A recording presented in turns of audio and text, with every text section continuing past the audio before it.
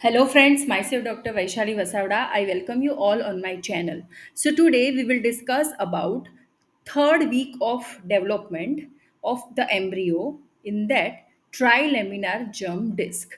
So far हमने fertilization के बाद कंसेप्शन से लेके सेकेंड वीक डेवलपमेंट तक हमने देखा है और अब कंटिन्यूएशन में अब हम थर्ड वीक डेवलपमेंट के बारे में डिस्कस करेंगे, एम्ब्रियो डेवलपमेंट के बारे में। अगर आपको पिछले वीडियोस की लिंक चाहिए तो वो मैंने डिस्क्रिप्शन बॉक्स में दी हुई है, जहाँ से आप रेफर कर सकते हो। This is very complex topic, very hard to understand, that's why it is very important कि अगर आप आज का वीडियो देख रहे हो तो उससे अच्छे से अंडरस्टैंड करने के लिए पिछले वीडियोस जो है वो आपको देखने चाहिए। सो gestulation, that is the formation of embryonic mesoderm and endoderm. So third week में मेनली ये जो जेस्टुलेशन की प्रोसेस है, जिसमें embryonic mesoderm and embryonic endoderm दोनों जो है वो प्रोमिनेंटली डेवलप होते हैं। So most characteristic event occurring during the third week of gestation is gestulation.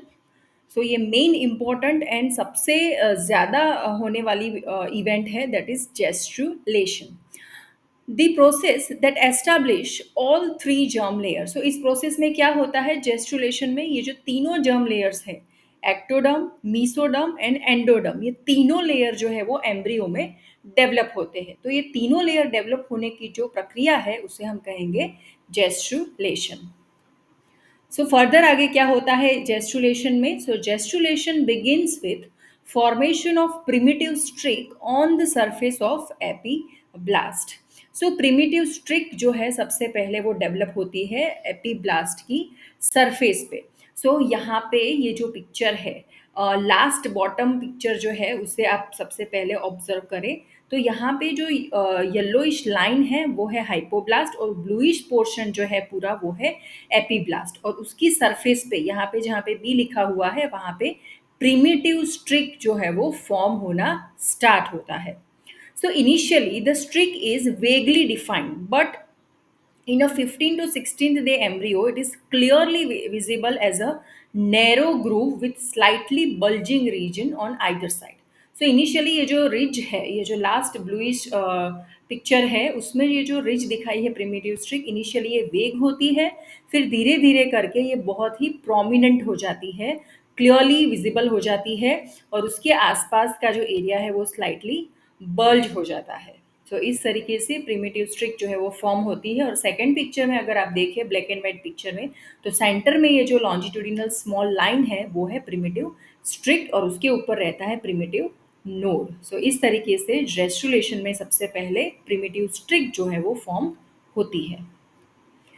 The cephalic end of the streak, the primitive node, जो जैसा हमने देखा पिछले पिक्चर में और यहाँ पे भी दिया गया है इस पिक्चर में, प्रिमिटिव नोड जो प्रिमिटिव स्ट्रिक के सेफेलिक एंड साइड पे होता है।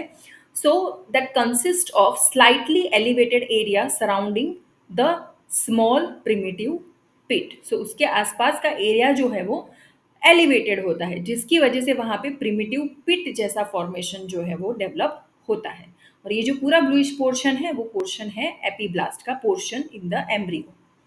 सो cells of epiblast migrate towards the primitive streak. So यहाँ पे क्या होता है, ये जो फर्स्ट पिक्चर है उसमें आप देखोगे ये सेंटर में प्रिमिटिव स्ट्रिक है, उस डायरेक्शन में सारे जो एपीब्लास्ट के सेल्स हैं वो माइग्रेट होते हैं। उसके नीचे का पिक्चर है जहाँ पे कट सेक्शन लिया है, वहाँ पे ये जो ब्लूइश सेल्स है, ये जो सेंटर पोर्शन है जहाँ पे प्रिमिटिव नोड है जो दिखने में जैसे अम्बिलिकस जैसा अपीयरेंस है, तो उस डायरेक्शन में सारे के सारे ये जो एपीब्लास्ट सेल्स हैं वो माइग्रेट होते हैं या मूव होते हैं।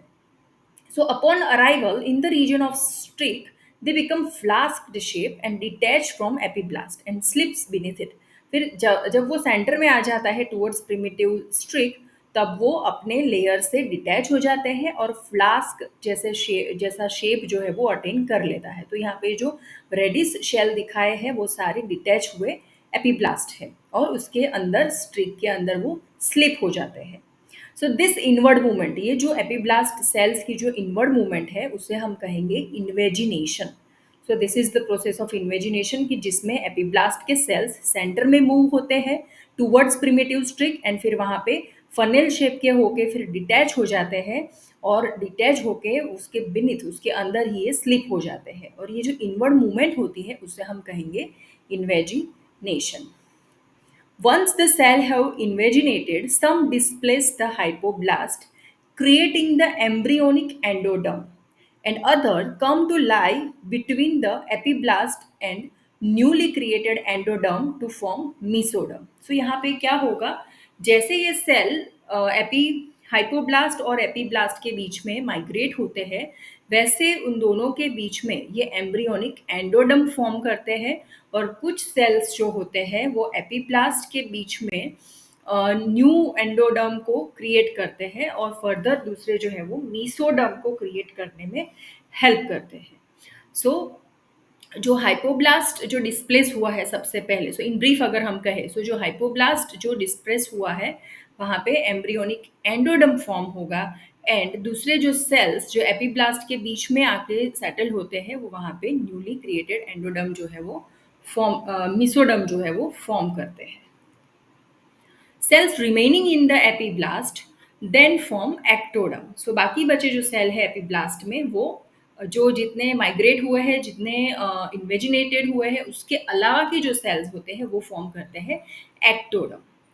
Thus, the epiblast, through the process of gestulation, is the source of all the germ layer.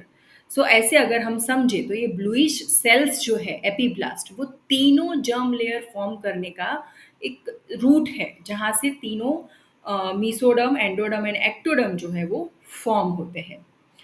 is and the cells in this layer will gives rise to all the tissues. So ये जो तीनों डर्म है ectoderm endoderm and mesoderm ये पूरी body में सभी tissues and सभी organ को एम्ब्रियो में फॉर्म करेंगे in future.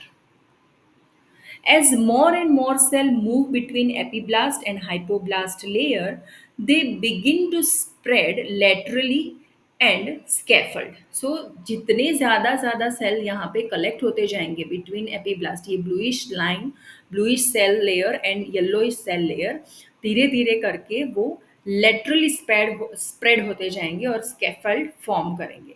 So gradually they migrated beyond the margin of disc and established connect with the extra embryonic mesoderm.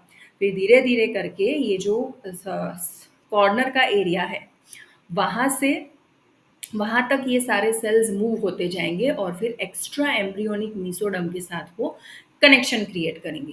ये जो सेकंड पिक्चर है जहाँ पे लास्ट पिक्चर में नेमिंग किया गया है एक्स्ट्रा एम्ब्रियोनिक मीसोडम, तो ये सारे जो रेडिश सेल्स है वो सभी डिटैच हुए एपीब्लास्ट यानी कि डिटैच हुए हुए ब्लू एपीब्लास्ट सेल्स है वो धीरे धीरे करके इस तरीके से लेटरली मूव होते हैं और एक्स्ट्रा एम्ब्रियोनिक मीसोडम के साथ कनेक्शन एस्टैब्लिश करते हैं and then covering the yolk sac and amnion. So इस तरीके से yolk sac एंड एमनियन का कवर करते हैं. So in the cephalic direction they pass on each side of prechordal plate. So cephalic direction में दोनों साइड पे वो प्रीकॉर्डल प्लेट की दोनों साइड पे स्प्रेड होते हैं या पास होते हैं. So the prechordal plate itself form between the tip of notochord and buccopharyngeal membrane and is derived from some of the first cells that migrate through node in the cephalic direction. Later, precaudal plate will be important for induction of the forebrain. फिर आगे चल के ये जो prechordal plate है उसमें से क्या इंडक्ट होगा, फोर ब्रेन, जिसमें से बकोफेरेंजियल जो मेम्ब्रेन है या उसका जो डेवलपमेंट होता है फर्दर आगे चल के उसमें से फोर ब्रेन का इंडक्शन होगा. और ये जो द बकोफेरेंजियल मेम्ब्रेन है, so the buccopharyngeal membrane at the cranial end of the disc consist of a small region of tightly adherent ectoderm and endoderm cells that represents the future opening of the oral cavity. फिर आगे चल के क्या होगा, ये जो buccopharyngeal membrane है उसका जो क्रेनियल एंड है डिस्क का वहाँ पे स्मॉल रीजन जो tightly ectoderm and endoderm cell के साथ अधेर होगा, फिर धीरे वहाँ से फ्यूचर में ओरल कैविटी का फॉर्मेशन होगा। So thank you so much for listening. So third week of embryo development में द मेनली जो है वो formation of all three layers, all three germinal layer होता है। Then forebrain, oral cavity formation के लिए just root develop होता है एंड बकोफेरेंजियल मेम्ब्रेन। सो इतना डेवलपमेंट जो है वो थर्ड वीक ऑफ एम्ब्रियो में देखने को मिलता है। Thank you so much for listening. You can subscribe this channel, you can click the bell icon and you can share this video among